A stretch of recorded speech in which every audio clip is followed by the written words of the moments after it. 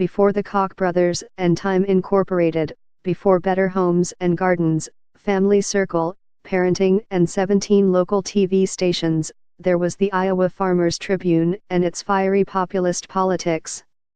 Meredith Corp., the Des Moines-based media giant known for its family-friendly publications and local TV outlets, made headlines this week when it announced that it was buying Time for $2.8 billion with an infusion of $650 million from the private equity fund of the conservative Koch brothers, Charles and David.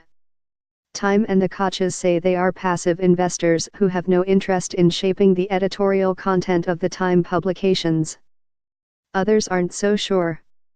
Whatever the future holds for Time, the acquisition of the National News Weekly and a business relationship with the Koches represents a remarkable turn of events for Meredith.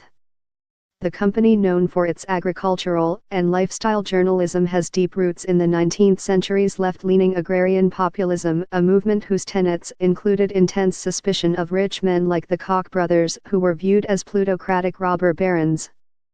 While some people are clucking over the potential for the Koch brothers to insert themselves into the editorial decisions of Time magazine editors, those of us who are familiar with the origins of Meredith Corp.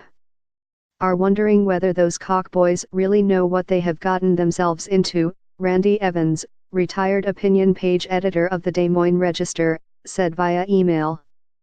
The Meredith family gravitated to publishing in the early 1890s as the populist uprising swept across the Midwest and South.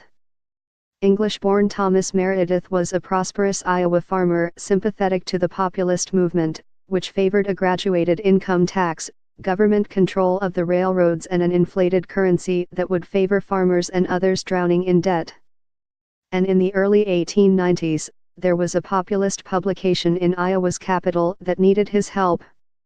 The Iowa Tribune, a weekly newspaper edited by a pair of former congressmen, Edward Gillette and James B.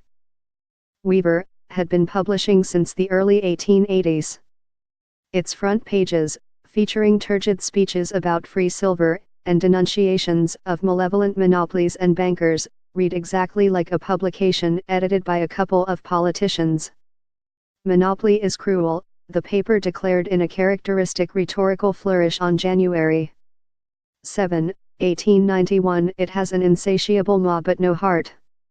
There was verse, only a farmer, the millionaires say / his lot is to work, and ours is to play, but it wasn't particularly poetic. The Post's Catherine Graham was burned in effigy, but refused to give in during a violent strike. Under Weaver and Gillette, the Tribune took on anything and everything that seemed to be not in harmony with high ideals of civic duty, one Iowa editor recalled. But it didn't make money. Its editors admitted as much with a plaintive front-page plea in August 1891.